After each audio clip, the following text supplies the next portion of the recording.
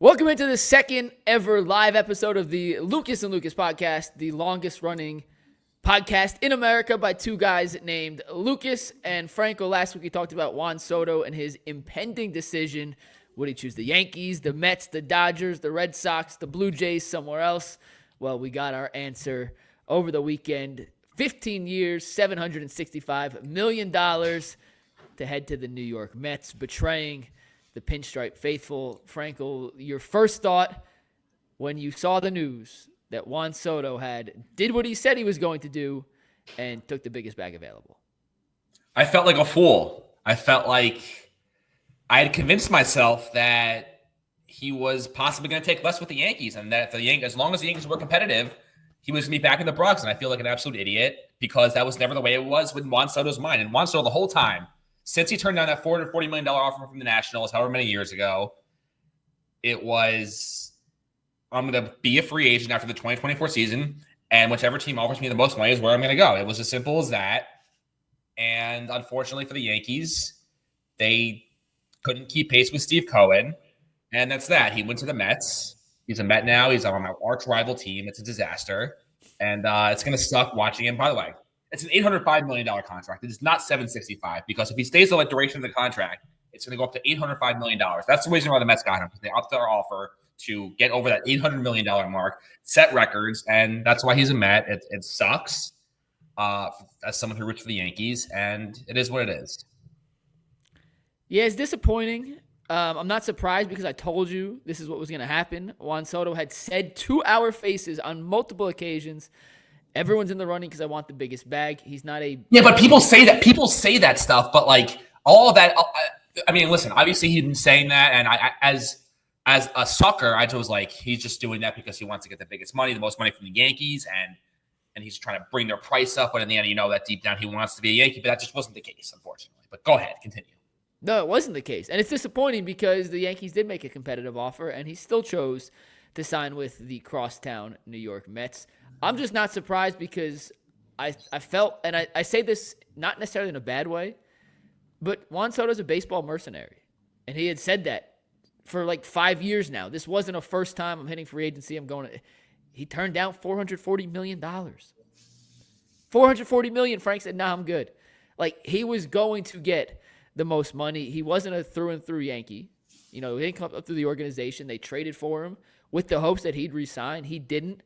And in a way, the Yankees may have dodged a bullet. Now, listen, I would have taken Juan Soto. I wanted Juan Soto. I am not trying to pretend that this is like all flowers and roses, but the Yankees can pivot and turn this into a positive if they make the right moves and use the money they would have spent on Juan Soto elsewhere. I'm not going to hear the Yankees say, we didn't want to spend that. Well, if you're willing to pay Juan Soto $760. Well, we both said last week on the podcast that there is a world where if the Yankees don't get Juan Soto, they're actually better off. Yeah. And one of the things I said was that they get, I listed Max Fried, Anthony Santander, and Corbin Burnes.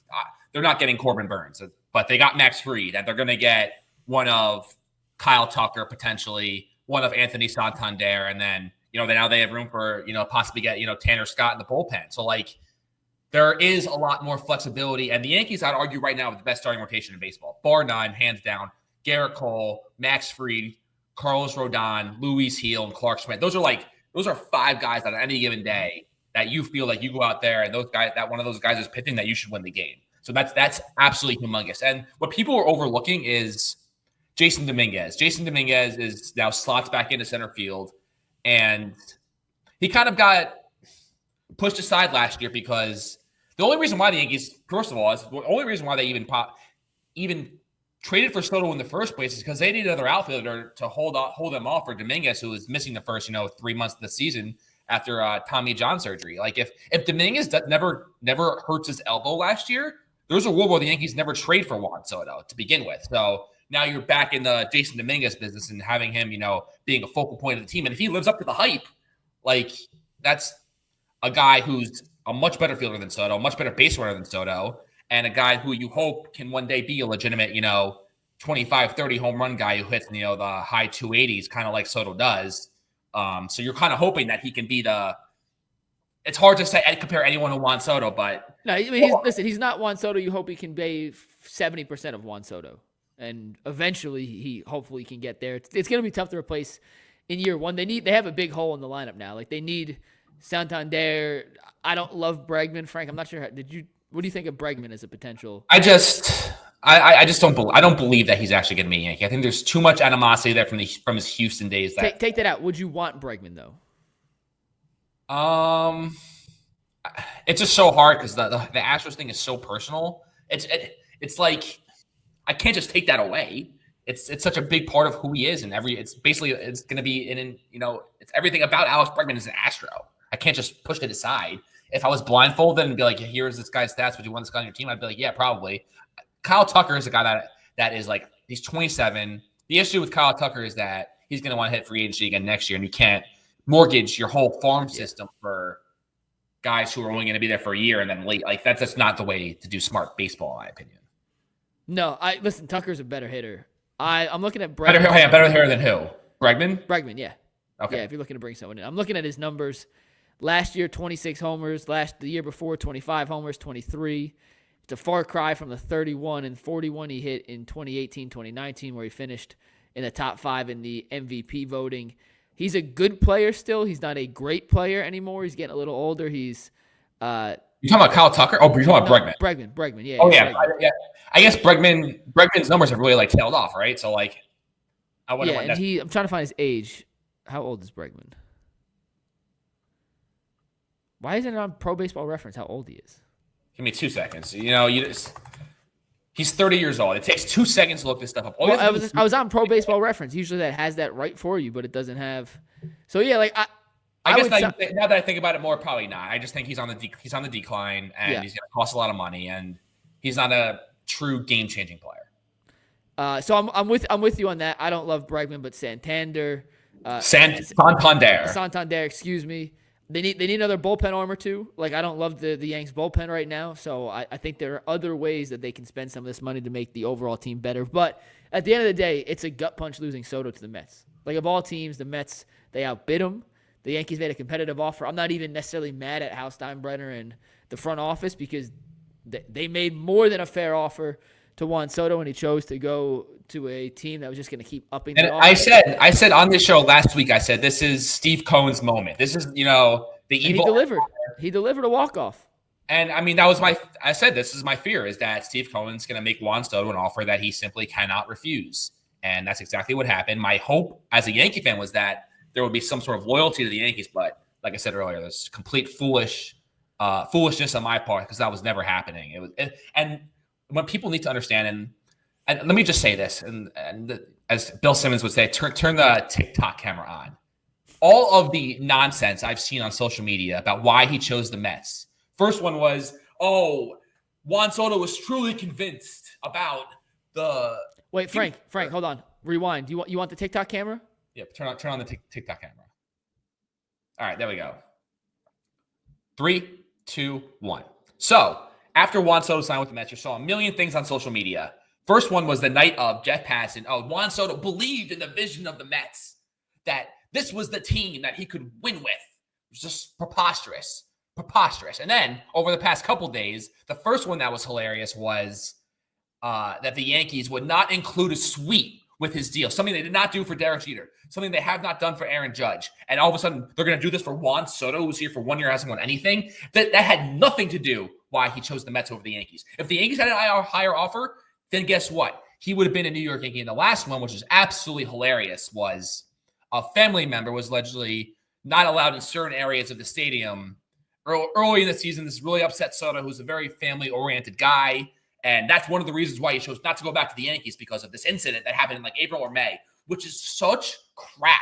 I don't even know where to begin. The only reason why he is not a Yankee is because they did not have the highest offer. That's all this was about. It was always about the money. It wasn't about anything else. It wasn't about the suite. It wasn't about how he was treated. It had nothing to do with that. We didn't hear about that until after he signed with the Mets and everything. This is, my guess is like, he's almost trying to defend himself because everyone knows that he took the money. So he's trying to plant these ridiculous stories in the media about why he's not a Yankee anymore. He took the money. Just own it. Accept it. Say you took the highest offer. That's what this was about. You want to gain my respect? Say it. Stop making stuff up in the media and makes you look like an idiot. And you're spitting this stuff out to John Heyman, who is just regurgitates whatever comes into his ear. It's like in one ear, out to the world to hear. It's ridiculous. That's it. So your TikTok ran over? Yep, I'm done. All right, back. Perfect. Awesome. All right, Frank. They signed Max Fried. What do you think of the deal? 8 years, $218 million. By the way, I'm not done yet. That was just something I had to say. I'll get to Max Fried in a second. So the National League, if you look at it from top to bottom, the Mets, despite signing Juan Soto, are no locks to win even their own division. No. They could finish third in the NL East next year very easily behind the Braves and the Phillies, who are both very, very strong, powerful teams. And you look at, and also in the National League, you're also dealing with the Padres and the Dodgers, the reigning champs. Like, that is a much, much steeper climb than in the American League. So, like I said, it's all about the money. That's all this was about. And I can't wait for him to come back to Yankee Stadium in May, and I'm going to just chastise him the entire game, just completely be in his ear at everything, and it's going to be quite the spectacle. When he returns to Yankee Stadium, he is going to be booed out of the building. Yeah. It's going to be like almost worse than like FL Tuve. It's going to be like that level of disgust and hate. You ready to talk Max Fried?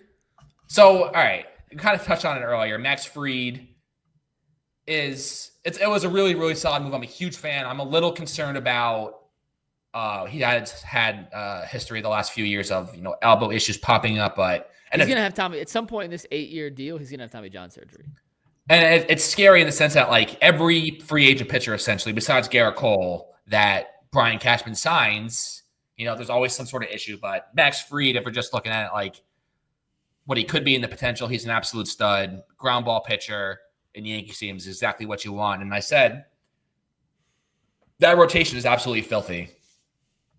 And they just got to add a couple other. I love Cody Bellinger. I just think he fits the Yankees in so many ways. He can play center field, he can play first base. He's fast, he's athletic. He's got that lefty swing, which is perfect for Yankee Stadium. If they can find a way to get Cody Bellinger is like the guy that I really want. I just think he fits the Yankees in so many perfect ways. Him and Santander, I love in a big way. Yeah, actually, I hadn't thought of Bellinger, but he's a perfect fit. He also plays fast. Got enough speed to give them a little extra element on the bases. A plus defender, and he has some versatility.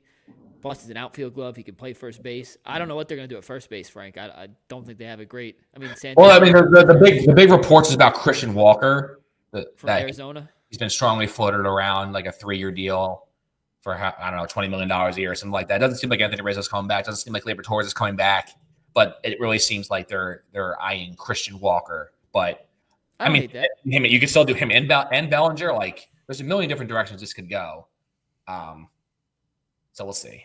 It just sucks because like Soto is such a great player. And well, let me ask you this: if I told you the Yankees end this offseason with Fried, Bellinger, Walker, and a bullpen arm, is that quadruple or that foursome of players, is that better than Soto? Does that make the Yankees? But you're also like saying, but Juan Soto gets to go to the Mets. But just take where he went. Would you rather have the Yankees a better team with Juan Soto and none of those 4 guys, or those 4 guys and not Juan Soto? I think the Yankees have so many holes that I would argue those 4 guys. I would too. I actually would too. I'd rather have Juan Soto, but they're better with those 4. Because Juan Soto, if you like really watched the Yankees closely last year, like Judge would go into slumps. Like, it felt like Juan Soto never went into a slump. Like, he's an incredible hitter. Yeah, he ended up hitting like 288, but like he was hitting like 330 for a while, but ended up hitting like 290, 288, whatever it was. But you just felt like they would walk him to face Judge, like in the World Series. Like, they walked him. They didn't like if I'm a team facing the Mets this year, I'm not pitching to Juan for however long that he's like an elite player. I'm putting him on first base as much as I can. I wouldn't even bother pitching to Juan Soto. Put him on first base, make someone else beat you. It's as simple as that. He's deadly. So who's the best bullpen arm out there? Tanner Scott, who the Padres traded for from the Marlins. He's like really, really, really, really good. I'd love for the Yankees to get an extra back end bullpen arm, and show that up now with the loss of Clay Holmes, so the Mets feel like they could turn into a starting pitcher, which is absolutely hilarious. The guy couldn't locate for 1 inning. Now he's going to pitch 6 innings and locate for 6 innings. Please. Is Luke Weaver the closer next year? I have a ton of confidence in Luke Weaver. He's got the mindset. He's got no fear. I feel like to be a closer, you have to be a little bit of a lunatic, and Luke Weaver is a lunatic. If you ever hear the guy talk, he is off the rails, and I love that about him. And so either him or Tanner. If it's the only situation where it's not Luke Weaver is if they get Tanner Scott. Is sort of how I see it going, but we'll see. All right, that's enough talk on Juan Soto and the Yankees. It is just scary in the sense that like our whole lives, the Yankees have never not that I can recall. Like a guy that they truly wanted, that they truly like went all in for, set their minds to, like we want this guy to be a New York Yankee, and it didn't pan out because someone else had a higher offer. It's literally never happened. No. The only thing I can think of is Carlos Beltran when he was a free agent after the 05 season, I believe 04 or 05, whatever it was. Like the Yankees wanted him, but other teams just wanted him more. Like the Yankees, this was their number one target. Like this, they've never been beaten in the history of the franchise in free agency. But these are the new times that we're in where Steve Cohen has billions and $50 billion, and the Steinbrenners just don't have that kind of money.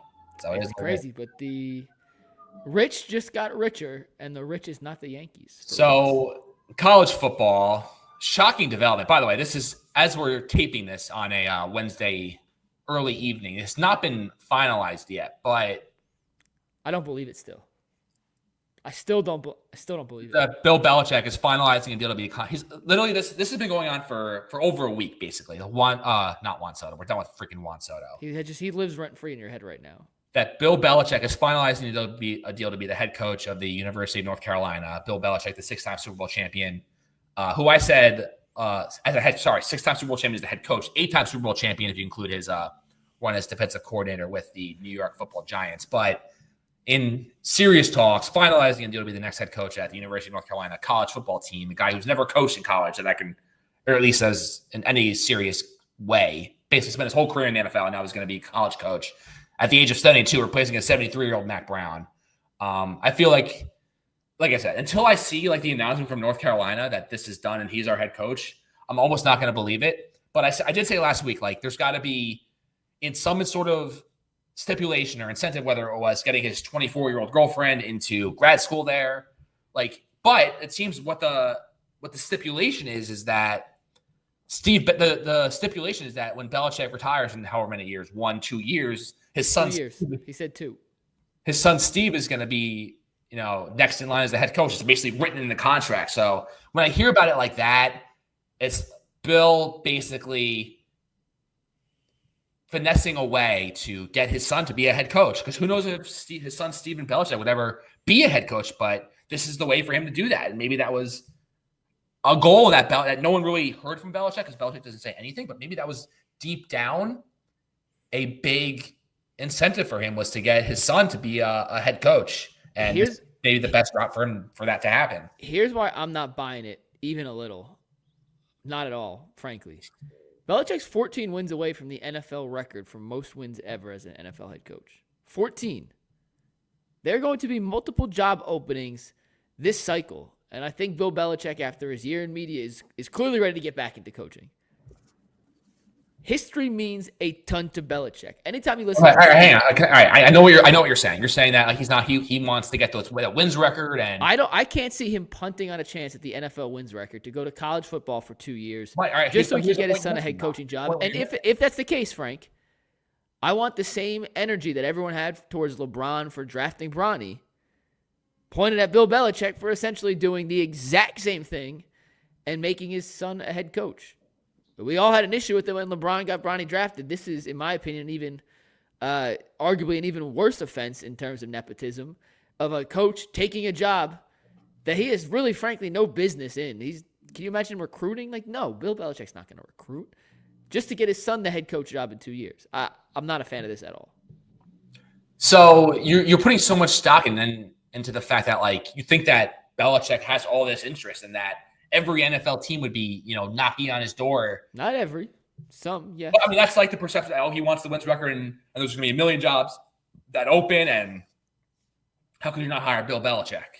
So I don't necessarily believe that just because, he's available, that he's going to be every team's first choice. Like, he's a very stubborn man. He wants a lot of power. He wants a lot of say. There's a lot of things that you have to, and you're speaking like this is just sort of new age of owners, all these, billionaires who don't necessarily want someone who is going to go into the room and dictate everything and, try to be the new alpha. Like, the owner wants to be the alpha, not the coach. And Bill Belichick's also old. I mean, he's 70. He's probably going to be 73 next year. It's not like he's probably going to be 73 next year. Like, what? You saying he's going to die? No, but like, it's skip old. a year and turn 79. He's not like 86 all of a sudden. Maybe he's got like 2 or 3 years max. Like, he's not going to be there, forever. I just don't think that just because his name's Bill Belichick and he has his track record of success with Tom Brady as his quarterback, without Tom Brady, he's done nothing. He's accomplished absolutely nothing in his entire career. So this whole notion that, and especially his final days in New England, Mac Jones, Cam Newton, those are basically the guys that he hitched his wagon to, complete failures. Yeah. And which is why I just can't see that being the lasting image of Belichick in the NFL. Maybe it is. Maybe teams realizing this guy's lost his fastball. Like, he was great with Brady. Brady's gone. Yeah, but that's how many coaches have been successful as bad quarterbacks? I mean, but it's not necessarily being able to sustain winning over a period of time with multiple different quarterbacks. Andy Reid, Donovan McNabb, Michael Vick. Yeah, he's up there with the best. I mean, Belichick won with Matt Castle, and they were competitive the first year. Matt Castle thing is so overblown. It was but 1 year. They were competitive the first year with Mac Jones, and then Mac Jones turned into a pump. That's like what Bill Belichick hangs his hat on. The 1 year with Matt Castle. I'm just saying, Frank, you can't compare Donovan McNabb to Mac Jones and 93-year-old Cam Newton. What I'm saying is that there are other coaches who have been able to win with multiple quarterbacks. Bill Belichick has not been able to do that. He's only won with Tom Brady. No one else. And they were winning with Belichick with Bledsoe, weren't they? That 08 season with Matt Castle, which is the most overrated thing. Weren't they winning with Bledsoe back in the day? I mean, Bill Belichick was about to be fired, and then Bledsoe got hurt, and then Brady came in and basically saved everyone's job. And I don't know the answer. I'm asking more like Parcells was the coach of the Patriots in '96 when Bledsoe and then went to the Super Bowl. So Parcells left after the 97 season to coach the Jets. And then 98, I forget, it may have been Pete Carroll who replaced him. They made the wild card round in 98, did not make the playoffs in 99 or 2000. Bill Belichick took over in 2000, if my memory serves me right. And then Belichick took over full-time, or was there in 01 when the Super Bowl run started. So it went Parcells, Pete Carroll, and then Belichick. Is how it went. And those last couple of years of Bledsoe were like, yeah, this guy's got a big contract, but what does he really want? He doesn't really want anything. I don't know, Frank. He won 10 games with Mac Jones in 21. He's had successful seasons, but there has been no sustained deep playoff run with anyone other than Tom Brady. And there's going to be an outlier season where he wins, 10, 11 games once over however many years. You're trying to make the point that Bill Belichick's not a good coach. And it was all Tom Brady. I'm totally convinced it was all Tom Brady. Tom Brady went to a different team, won a Super Bowl. You're so lost in the soup. You're out of your damn mind, Frank. This whole notion that every team should be clamoring to hire Bill. I'm not saying every team should be it's going to take the right team, but a team like Jacksonville, for example, who is just an absolute cluster, you know what? I wouldn't hire. If I were the Jaguars, I would not touch Bill Belichick. I'd bring Bill Belichick in, let him have 2 years, 3 years, whatever it is, to at least give you some sort of competence during this Trevor Lawrence contract where you've had Doug Peterson who had a little bit of success and flamed out. You could take another swing on a hotshot young coach, but there's a 50% chance that pans out in a horrific fashion. Look at the trends of the NFL the last 5 years. It's like a 50% hit rate, a 50% complete flameout rate. Or you take a chance on Belichick. If I'm the Giants, I like. So you think the chances are better that Belichick is more of a success than a Ben Johnson, for example? Yeah, Belichick's won 6 Super Bowls, Frank. Tom Brady. What has he been without Tom Brady? He doesn't have Tom Brady. I just told you we won 11 games with Matt Castle and 10 games with Mac Jones. It's the worst argument ever for anyone who tries to defend Bill Belichick. Frank, in the 4 seasons out of my head. In the 4 seasons since 2021 that he has not had Tom Brady's quarterback, he went 11-5, 10-7, 8-9, and then 4-13 in his final year. That's plus 500, Frank. Barely. So barely, the Jets would die to be plus 500. You root for the worst football team. Well, we root for the worst football teams ever. We would kill to be 500. I wouldn't kill to be 500. No, I would not kill to be 500. Listen, to say, oh, he's barely over 500, but he can't. That's what Matt Castle, Mac Jones, and a washed-up Cam Newton. Like, what are you doing? You're embarrassing yourself. We have a live audience today, and you're embarrassing yourself. Be better. There's not. I can't even think of an NFL team that would be smart to hire Bill Belichick at this stage. The guy's he's over the hill, done. He doesn't have the NFL interest, so he turned to college and is mortgaging that to get his son Steve to be a head. He'd be successful at UNC. I mean, that depends how do you define success? Winning national titles? Absolutely not. No. Making the college playoff? Can he win 16 games over the next 2 years at UNC? 8-4 in the ACC. It's the reason why it's hard. My guess is no. I think that he's more like a 500, 7-5 guy at best, because the guys that are going there or whoever he recruits knows that there's a good chance that over 4 years he's not going to be the coach for all that time. So that's why I'm sort of leery of it. And I also just think his magic is gone. He's not just going to go to college and something he's never done before and, wave his little magic wand and be an elite coach. I just don't think that's how it works. He's never coached football before?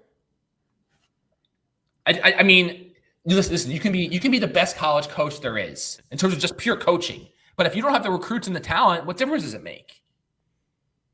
Doesn't. I think he's going to clean up in the transfer portal. I'm not sure he's going to be a great recruiter out of high school, but for guys looking to get one last shot. If he wins 8 games at UNC, it's a miracle. Then that's... I take the over. I take the over.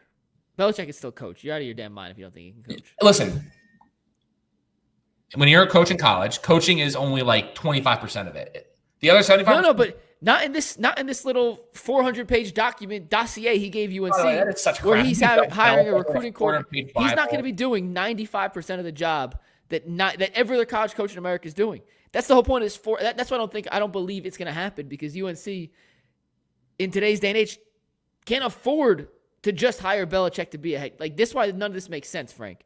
I think it's just a PR tactic. If he goes to UNC, I think he's going to be good. But I still think there's no way this makes sense for UNC. And we could argue to the death. Let's move on to something else, because we clearly do not see eye to eye in this. And I think I've proven to everyone here today that you're a Jets fan, so your hatred for Belichick and the Patriots is shining through here in exponentially high lights and bright lights. So you're going to Darnold. Hang on, go to your head right now. Is Bill Belichick the next head coach of North Carolina? No. And gun to my head, Bill Belichick is the head coach of an NFL team next season. Yes. Do I just had to curious out? You think the Jaguars? No, I just threw him out as a name. I think the Giants actually is the best bet. Well, I mean, for what it's worth, I believe Mara came out and said they want to run it back with Joe Shane and Dable, but we'll see. He also had a flag flying over MetLife Stadium saying, "Please end this dumpster fire." Listen, I like Dayball too, but so hang on, where did it all go wrong for the Giants? This proud franchise, all the history and tradition, and then they win the Super Bowls against the Patriots in 07 and 11. It's very easy to notice, Frank. It's very easy to see. You don't have a quarterback. They never had a quarterback. The fact Dayball got Daniel Jones to play at a playoff level, even though he threw 13 touchdowns that year, shows that Dayball can coach. But if you don't have a quarterback, nothing else matters, Frank. If you don't have let me say it one more time. If you don't have a quarterback, nothing else matters. To the Belichick conversation. If you don't have a quarterback, nothing else matters. Donovan McNabb was a quarterback. If you want to pull up the Andy Reid stuff, McNabb was a solid quarterback. He's always had solid quarterback play. But hang on. All right, you say that though, but you could say the same thing about, because this leads us directly into the next point I was about to make. So the Jets, they just haven't had a quarterback. They finally got Aaron Rodgers, but then when they got Aaron Rodgers, his Achilles was busted, he was over the hill. But now you're seeing what Sam Darnold is doing, and they did have a quarterback. They just didn't have the infrastructure around him to make him be a successful player. But now he's got a solid infrastructure with a great head coach who knows what he's doing, and elite playmakers on the offensive side of the ball with Hawkinson and Justin Jefferson and Jordan Addison. And you're seeing the results. Sam Darnold just threw for 5 touchdowns and no interception. He was awesome. The Vikings are, I believe, they're 10-2. They're on an absolute heater right now. And there's it's probably going to come to a situation where Sam Darnold is going to get a long-term deal with the Vikings, and they're going to have to put on J.J. McCarthy. And you know what? That's the right move at this point because J.J. McCarthy's had a major setback with his knee. He tore his ACL, and he was never given to be an elite quarterback. So if you're asking me who the Vikings should hitch their wagon to at this point, just J.J. McCarthy or Sam Darnold, I'm going with Sam Darnold. I'll tell you, and we've had this discussion on the Ultimate Cleveland Sports Show many times, but the whole Baker Mayfield scenario, where Baker Mayfield in Cleveland had some highs, had some lows, then went to Carolina, then St. Louis, lands in Tampa Bay, and has been way better than anyone could have expected in Tampa Bay. But he had to go through what he went through in Cleveland. He had to get knocked down and essentially hit rock bottom in Carolina and then go to the Rams and have to go through that entire process of refiguring out who he is and what makes him successful as a football player to get to the player he is now. And I believe Darnold's in the exact same scenario.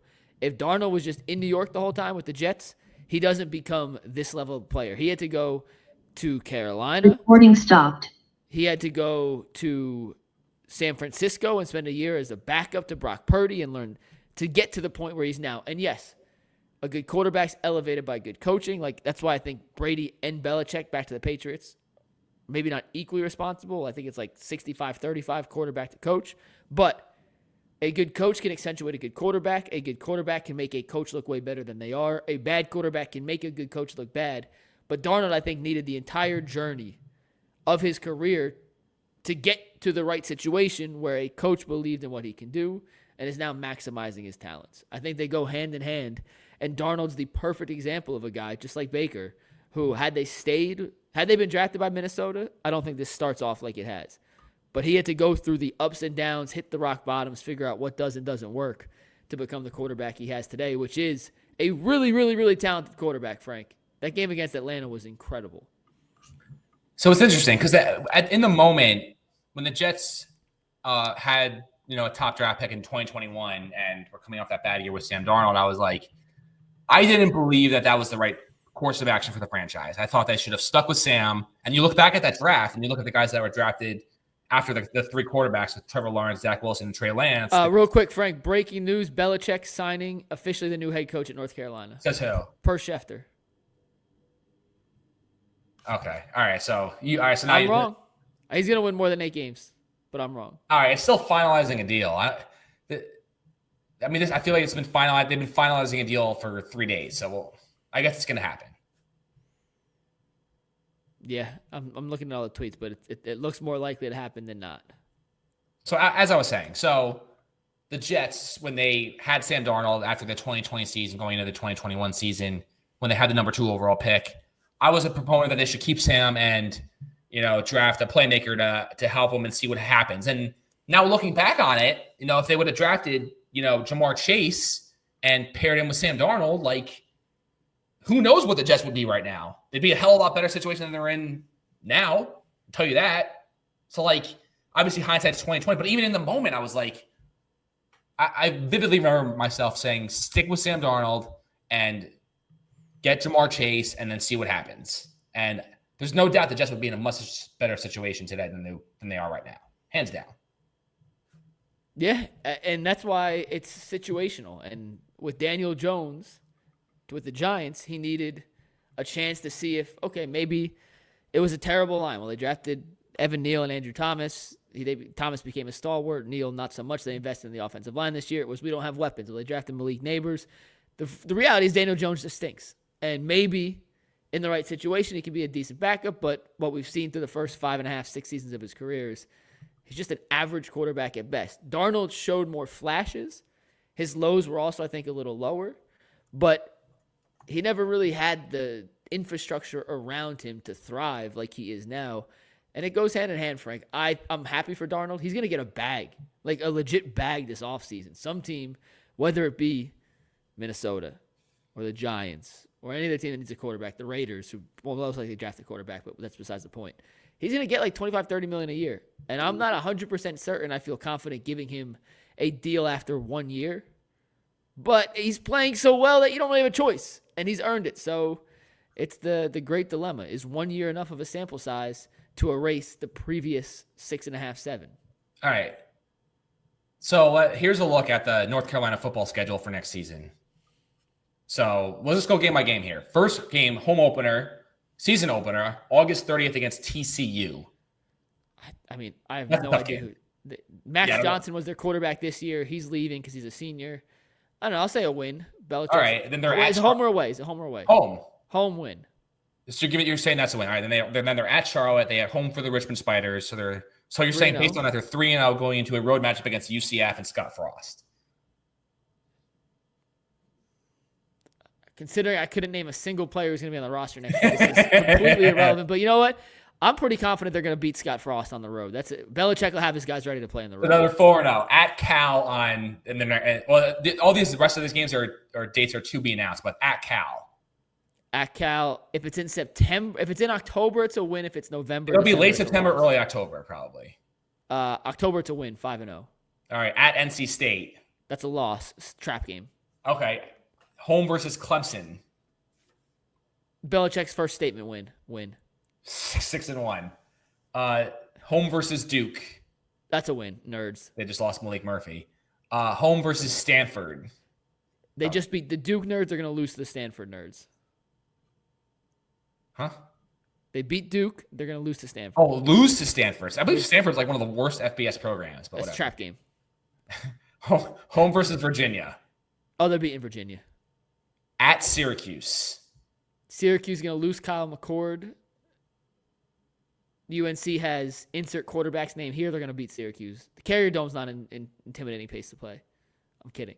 But and then the last one at Wake Forest. Easy dub. I got 10 wins next year, Frank. Come on. Wow. Crazy.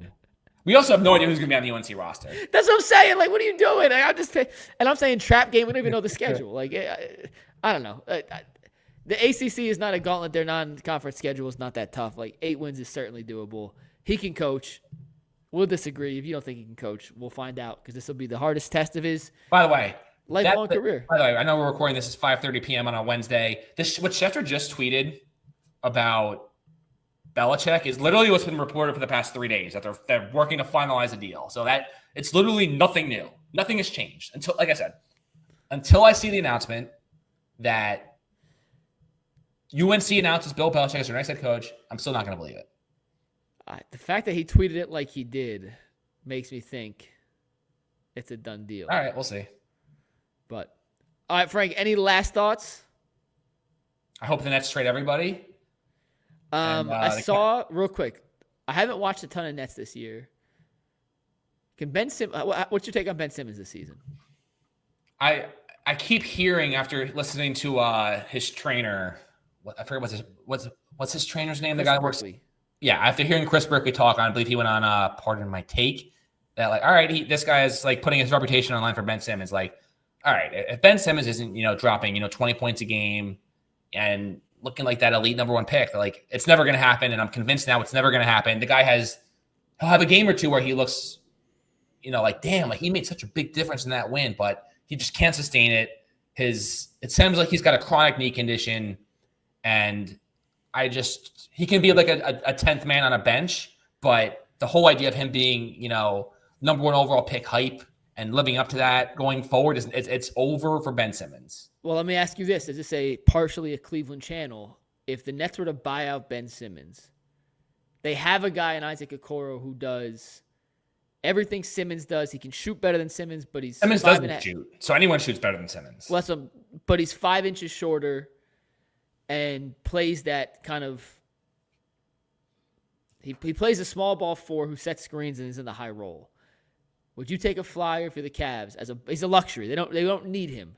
Anything he adds would just be extra on Ben Simmons in a situation where he'd be the one non-shooter on the floor, add some playmaking and defense.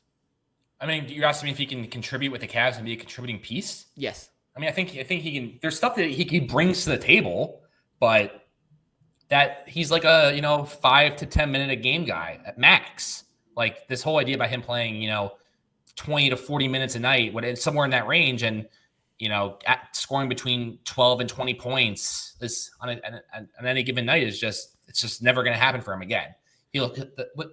Ben Simmons' stat line is basically like he'll play 20 minutes, he'll score 6 points, grab 4 rebounds, and have like 5 assists. I think the Cavs can use That's that. like, Frank, yeah. we have three live comments. Are you ready for these? Your first ever live comment read. Paranormal in the Funhouse says, new sub here. Thank you for subscribing. Any moves the Yankees have made today? Question mark. They have not made any moves as of 5:31 p.m., correct? All right, here we go. Bill Belichick will become the next head coach of North Carolina. The deal is done, according to Ian Rappaport. There you go. The Yankees have not made any moves today, correct? As of right now, they have not made any moves. Next, we have three from TD who says Corbin Burnes is signing tonight. Where do you think he goes? I think he goes probably to the Toronto Blue Jays. Blue Jays. I'm gonna say the San Francisco Giants. One of those, but it'll be one of those two teams. The Red Sox are out if they traded for Garrett Crochet. Yeah, that's they gave up a haul, by the way, for Crochet. I know it's I mean, they prospects, didn't give any of their top three prospects. So that seems like a pretty good deal. I thought they would have to give up literally their top three prospects, but they didn't have to give up any of their top. But they traded the guy they just drafted top 10 in Montgomery, and they kept that guy Marcelo Mayer. It was like I believe their top prospect. But what's their catcher's name? The catcher they traded. He was the first round pick last year from Virginia. Kyle Teal. Okay. They traded the last two first round picks. So that is it. You heard our predictions on where they're going. That's going to end today's Lucas and Lucas podcast. Sorry, I'm reading. TD said it's Kyle Teal. Thank you for the update. It finally came to me. But we appreciate y'all tuning in. We'll see you next week. For Lucas Franco, I'm Mike Lucas. Peace.